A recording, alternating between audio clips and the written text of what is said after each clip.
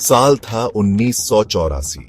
दिल्ली रंगों से भरा, बाजारों से गुलजार शहर था, जहां लोग मिलजुल कर रहते थे। हरदेव सिंह एक जवान सिख त्रिलोकपुरी में अपने परिवार के साथ रहता था। जिंदगी साधारण थी, परिवार की गर्माहट और सुबह की चाय की खुशबू से भरी।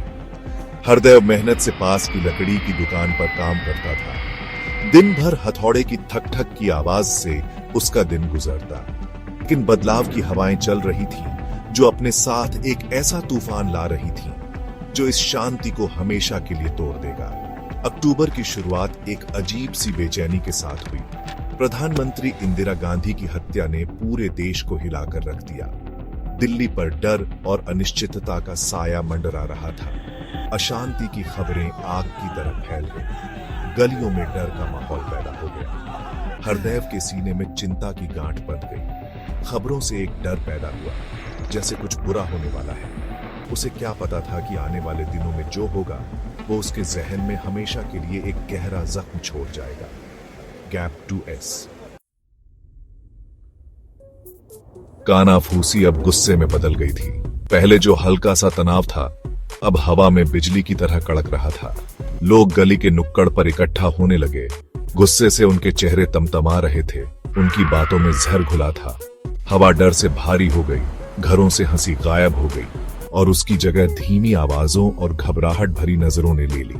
दिल्ली के चटख रंग फीके पड़ गए। उनकी जगह डर और अनिश्चितता के धुंधले रंग छा गए। हरदेव के पड़ोसी, जो कभी चाय और हंसी मजाक में साथ होते थे, अब खतरनाक अजनबियों में बदल गए थे। उनकी आंखें, जो कभी प्यार और अपनापन से भरी होती थीं, अब शक और नफरत से जल रही थीं। बदलाव तेज और क्रूर था, जो उनके साथ रहने के ताने बाने को तोड़ रहा था। शहर मानो अपनी सांसें रोक कर बैठा था, आने वाले तूफान का इंतजार कर रहा था। नफरत और बदले की आग से भड़का तूफान, जो सब कुछ तबाह करने की धमकी दे रहा था। हरदेव और उसका परिवार इस तूफान की आंख में फंसे थे, बस इंतजार और दुआ कर सकते थे।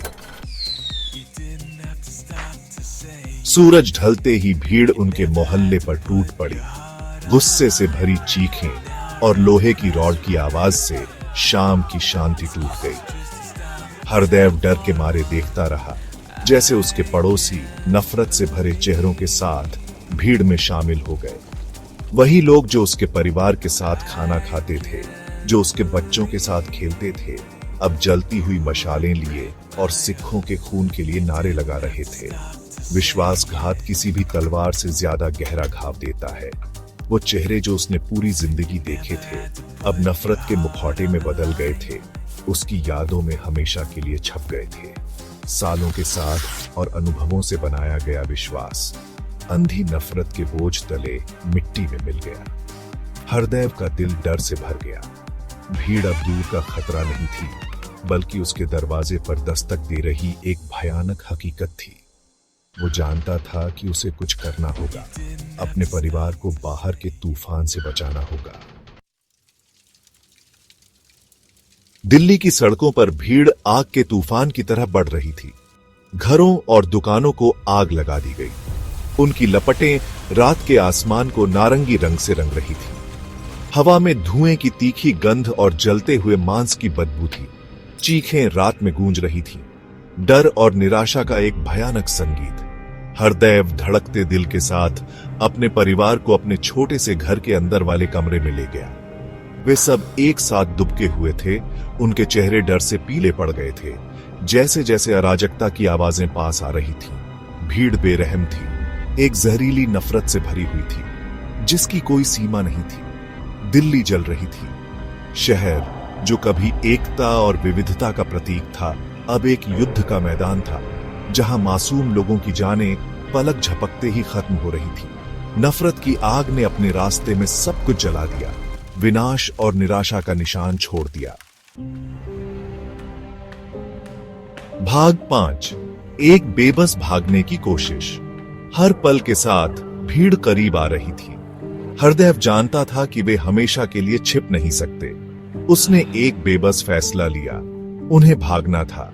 अंधेरे की आड़ में वह अपने परिवार को संकरी गलियों के जाल से ले गया। उनके दिल हर कदम के साथ तेजी से धड़क रहे थे। लेकिन लगता था कि किस्मत को कुछ और ही मंजूर था। जैसे ही वे एक मोड़ पर मुड़े, उनका सामना लोहे की छड़ और मिट्टी के तेल से लथपथ कपड़े से लैस लोगों के एक समूह से हो गया। अंधेरे में उनकी आंखें खतरनाक तरीके से चमक रही थी। भागने के लिए कहीं नहीं था, छिपने के लिए कहीं नहीं था।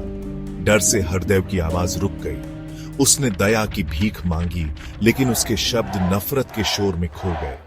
गुस्से से भरे चेहरों वाली भीड़ करीब आ गई। उनकी परछाइयां परिवार को निगल गईं। भाग 6, इंसाफ का लंबा इंतजार। उस रात का विवरण हरदेव की यादों में धुंधला सा रह गया। उसे तेज दर्द, दम घोंटने वाला धुआं, रात में गूंजने वाली चीखें याद थीं। उसे उसके बाद के दर्दनाक घंटे, जीवित रहने के लिए बेताब संघर्ष याद था। उसका भाई अवतार उस रात बच नहीं पाया। उसे जिंदा जला दिया गया, भीड़ की बदले की प्यास का शिकार। हरदेव उस रात के शारीरिक और भावनात्मक जख्मों को सहते हुए आग से एक टूटे हुए इंसान के रूप में बाहर निकला। उसने अपना भाई, अपना घर, इंसानियत में अपना विश्वास खो दिया था। बस एक जलती हुई इंसाफ की इच्छा बाकी रह गई थी। उसके बाद के साल अदालती सुनवाई, जांच और इंसाफ के दर्दनाक इंतजार में बीत गए। लेकिन लगता था कि इंसाफ एक ऐसी विलासिता थी जो सिर्फ ताकतवर लोगों के लिए थी। अपराधी खुलेआम घूमते रहे, उनके अपराधों की सजा नहीं हुई। उनका ज़मीर उन जिंदगियों को तबाह करने से बेपरवाह लग रहा था। भाग 7, उम्मीद की एक किरण।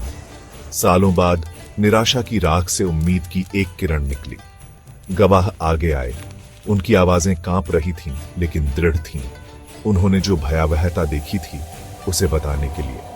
सबूत जो सालों से नौकरशाही और उदासीनता की परतों के नीचे दबे हुए थे, फिर से सामने आए। न्याय के पहिए धीमे और अक्सर रुकते हुए एक बार फिर घूमने लगे। हरदेव सालों के इंतजार से उसकी भावना टूटी नहीं थी, इस उम्मीद की किरण से चिपका रहा। वह हर अदालती सुनवाई में शामिल हुआ। उसकी निगाहें उन लोगों के चेहरों पर टिकी थीं जिन पर उस नरसंहार की साजिश रचने का आरोप था, जिसने उसकी जिंदगी बर्बाद कर दी थी। वह उस शांति के लिए तरस रहा था जो उसे इतने लंबे समय से नहीं मिली थी। दुनिया ने देखा जैसे जैसे मुकदमा आगे बढ़ा, उस भयावह रात के भयानक विवरण सबके सामने आ गए। बचे हुए लोगों की गवाही, दर्द और गुस्से से भरी उनकी आवाजें 1984 में दिल्ली को जकड़ने वाली क्रूरता की एक भयानक तस्वीर पेश करती थीं। भाग 8, देर से इंसाफ, इंसाफ नहीं, फैसला। जब आखिरकार आया तो एक खट्टी मीठी जीत थी। कुछ आरोपियों को दोषी ठहराया गया। उनकी सजा से बचने का दौर आखिरकार खत्म हो गया। लेकिन कई लोगों के लिए इंसाफ दूर ही रहा। मास्टरमाइंड जिन्होंने पर्दे के पीछे से हिंसा की साजिश रची थी, कानून के लंबे हाथ से बच निकले। हरदेव राहत और निराशा के मिले जुले भाव से उसका चेहरा बना हुआ था।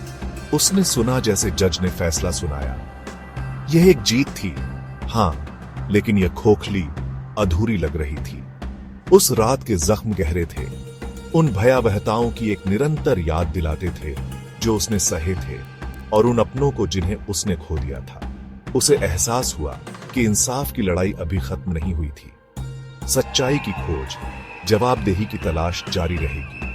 वह अपने भाई का, उन सभी लोगों का कर्जदार था जो मारे गए थे, ये सुनिश्चित करने के लिए कि उनकी कहानियां कभी न भुलाई जाएं, कि इंसाफ के लिए उनकी चीखें समय के गलियारों में गूंजती रहे।